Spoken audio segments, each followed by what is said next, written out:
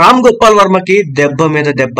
ఒక్క YCP party నేతలు కార్యకర్తలు సపోర్ట్ చేయడం తప్ప ఇంకెవ్వరు కూడా సపోర్ట్ చేయనటువంటి పరిస్థితి. టీడీపీ అయితే భారీ స్థాయి యుద్ధమే చేస్తుంది. జనసేన పార్టీ కార్యకర్తలు అయితే నాగబాబు అయితే చెలరేగిపోతున్న విషయం తెలుస్తుంది. ప్రముఖ దర్శకుడు రామ్ గోపాల్ వర్మ డైరెక్షన్ చేసినటువంటి వ్యూహం చిత్ర విడుదలకు హైకోర్టు అయితే బ్రేక్ వేసింది. సిబిఎఫ్సి జారీ చేసిన సర్టిఫికేట్ ను జనవరి 11 వరకు సస్పెన్షన్ లో ఉంచుతూ ఆదేశాలిచ్చింది.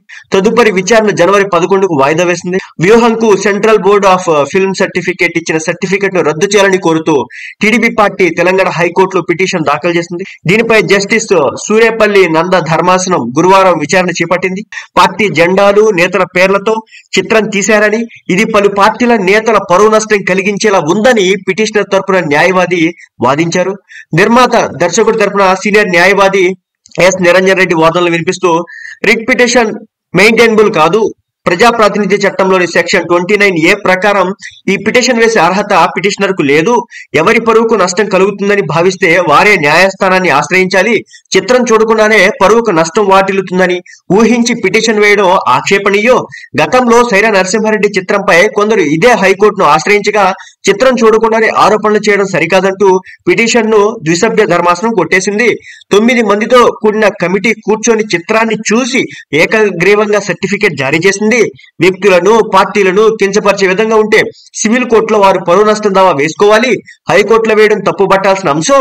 పిటిషన్ ను కొట్టేయాలని ఈయన విజ్ఞప్తి చేశాడు. ఆ తర్వాత సిబిఎఫ్సి తరపున అడిషనల్ సొలిసిటర్ జనరల్ వాదనలు వినిపిస్తూ సినిమాటోగ్రాఫ్ చట్టం, ఫిల్మ్ సర్టిఫికేట్ మార్గదర్శకాలు ఆర్టికల్ 19(1)A ప్రకారం భావ ప్రకటన హక్కు పరిగణలోకి తీసుకొని రివైజింగ్ కమిటీ ఏకగ్రీవంగా యూ సర్టిఫికేట్ మంజూరు చేసిందని వెల్లడించారు.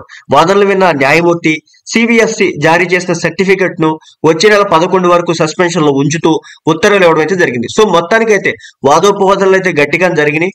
చంద్రబాబు నాయుడు పవన్ కళ్యాణ్ కి సంబంధించినటువంటి వ్యక్తిత్వాన్ని హననం చేసే ప్రయత్నం చేస్తారని చెప్పేసి టీడీపీ అయితే వాళ్ళ అడ్వకేట్స్ అంతా కూడా ఈ విధంగా చెప్తే, ప్రభుత్వానికి సంబంధించినటువంటి అడ్వకేట్స్ ఏమో ముందు సినిమా చూడకుండా మీరు ఎలా నిర్ణయిస్తారని చెప్పేసి మాట్లాడడం జరిగింది. మొత్తానికైతే ఆర్జీవీ సినిమా ఈ లెక్క ప్రకారం ఈ రోజు రిలీజ్ కావాల్సి ఉంది. ప్రస్తుతానికైతే హోల్డ్ లో పెట్టింది హైకోర్టు అయితే కనుక తెలంగాణ హైకోర్టు. సో మొత్తానికి రామ్ గోపాల్ వర్మకి పెద్ద దెబ్బే పడిందని చెప్పొచ్చు.